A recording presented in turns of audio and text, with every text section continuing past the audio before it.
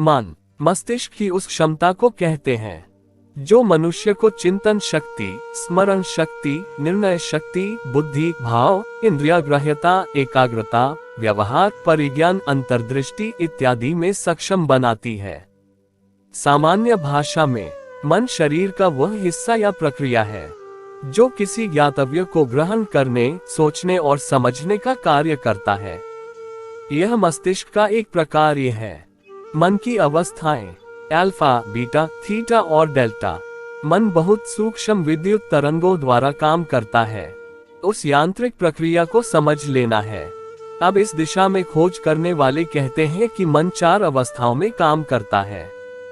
साधारण जागृत मन काम करता है 18 से लेकर 30 आवर्तन प्रति सेकंड के हिसाब से। यह मन की बीटा अवस्था है। अभी तुम उसी अवस्था में हो, जागृत अवस्था में दैनंदिन काम करते हुए। उससे ज्यादा गहरे में है द्वितीय अवस्था अल्फा। कई बार जब तुम कुछ नहीं कर रहे होते, निष्क्रिय होते हो, बस विश्राम कर रहे होते हो, सागर तट पर कुछ नहीं कर रहे होते, संगीत सुन रहे होते हो या गहरे डूब गए होते हो प्रार्थना में या ध्यान में, तब मन की सक्रियता गिर जाती है। 18 से 30 आवर्तन प्रति सेकंड से वह करीब 14 से 18 आवर्तन प्रति सेकंड तक आ जाती है। तुम सजग होते हो लेकिन निष्क्रिय होते हो। एक गहन विश्राम तुम्हें घेरे रहता है। सारे ध्यानी जब वे ध्यान करते हैं या प्रार्थना करते हैं तो इसी दूसरी लय में, अल्फा लय में उतर जाते हैं। संगीत सुनते हुए भी यह घट सकती है। वृक्षों को देखते हुए, चारों तरफ फैली हरियाली को देखते हुए भी यह घट सकती है। कुछ विशेष न करते हुए बस मौन बैठे हुए भी यह घट सकती है। और एक बार तुम जान लेते हो इसका ढंग, तो तुम मन की क्रिया को शिथिल कर सकते हो। तब विचार बहुत भाग दौड़ नहीं करते। वे चलते हैं, वे होते हैं वहाँ, लेकिन वे बड़ी धीमी गति से चलते हैं, जैसे बादल तैर रहे हो आकाश में, वस्तुतः कहीं जा नहीं रहे, बस तैर रहे हैं। यह दूसरी अवस्था अल्फा अवस्था बड़ी कीमती अवस्था है। इस दूसरी के पीछे होती है तीसरी अवस्था, सक्रियता और भी कम हो जाती है। वह अवस्था थीटा कहलाती है, 8 से 14 आवर्तन प्रति सेकंड। यह वह अवस्था है जिससे तुम तब गुजरते हो जब तुम्हें रात नींद आ रही होती है, नींदापन घेरे होता है। जब तुम शराब पी लेते हो तब तुम इसी तंद्रा से गुजरते हो। देखना किसी शराबी को चलते हुए, वह तीसरी अवस्था में होता है।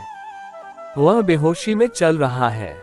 कहाँ जा रहा है वह, उसे कुछ पता होता वह क्या रहा है, कुछ स्पष्ट बोध नहीं है। शरीर काम किए जाता है यंत्र मानव की भांति। मन की सक्रियता इतनी धीमी पड़ जाती है कि वह करीब करीब नींद की सीमा पर ही होता है। बहुत गहरे ध्यान में भी यह बात घटेगी, तुम अल्फा से थीटा में उतर जाओगे। लेकिन ऐसा केवल बड़ी गहरी अवस्थाओं में ही घटता है। साधारण ध्यानी इसका स्पर्श नहीं कर पाते। जब तुम इस तीसरी अवस्था को स्पर्श करने लगते हो तो तुम बहुत आनंद अनुभव करोगे। और सारे शराबी इसी आनंद को उपलब्ध करने की कोशिश कर रहे होते हैं, लेकिन वे चूक जाते हैं, क्योंकि आनंद केवल तभी संभव है यदि तुम इस तीसरी अवस्था में पूरी सजगता से उतरते हो, निष्क्रिय लेकिन सजग। शराबी उस अवस्था तक पहुंचता है, लेकिन वह बेहोश होता है। जब वह वहां पहुंचता है, वह बेहोश होता है। अवस्था मौजूद होती है, लेकिन वह उसका आनंद नहीं ले सकता, उसमें प्रसन्न नहीं हो सकता, उसमें विकसित नहीं हो सकता। सारे संसार में सब तरह के मादक द्रव्यों के लिए आकर्षण इसी थीटा अवस्था के आकर्षण के कारण है। लेकिन यदि तुम रासायनिक पदार्थों द्वारा उस तक पहुंचने की कोशिश कर रहे हो तो तुमने गलत साधन चुना है। व्यक्ति को इस अवस्था तक मन की सक्रियता को धीमा करके ही पहुंचना होगा और सजग बने रहना होगा। फिर चौथी अवस्था है, वह डेल्टा कहलाती है। सक्रियता अब और कम हो जाती है। 0 से 4 आवर्तन प्रति सेकंड। मन करीब करीब रुक गया होता है।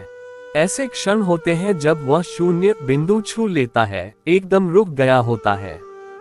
यही तुम गहरी नींद की अवस्था में डूब जाते हो, जब स्वप्न भी नहीं होते, और इसे ही हिंदुओं ने, पतंजलि ने, बौद्धों ने समाधि कहा है। पतंजलि ने तो वस्तुतः समाधि की यही व्याख्या की है, बोध के साथ गहन निद्रा। केवल एक शर्त है कि सजगता होनी चाहिए। पश्चिम में इधर अभी बहुत खोज हुई है इन 4 अवस्थाओं के विषय में। वे सोचते हैं कि चौथी अवस्था में सजग रहना असंभव है, क्योंकि वे सोचते हैं कि यह विरोधाभासी है, सजग होना और गहरी नींद में होना। लेकिन यह विरोधाभासी नहीं है। और एक व्यक्ति ने, एक बड़े असाधारण योगी ने अब इसे वैज्ञानिक ढंग से प्रमाणित कर दिया है। उसका नाम है स्वामी राम। सन 1970 में मैत्रिगर इंस्टीट्यूट की प्रयोगशाला में उसने वैज्ञानिकों से कहा कि वह मन की चौथी अवस्था में जाएगा संकल्प पूर्वक। लोगों ने कहा यह असंभव है, क्योंकि चौथी अवस्था केवल तभी होती है जब तुम गहरी नींद में होते हो और संकल्प काम नहीं करता और तुम सजग नहीं होते। लेकिन स्वामी राम ने कहा, मैं करके दिखाऊंगा। वैज्ञानिक विश्वास करने के लिए राजी न थे, वे शंका से भरे थे, लेकिन फिर भी उन्होंने प्रयोग करके देखा।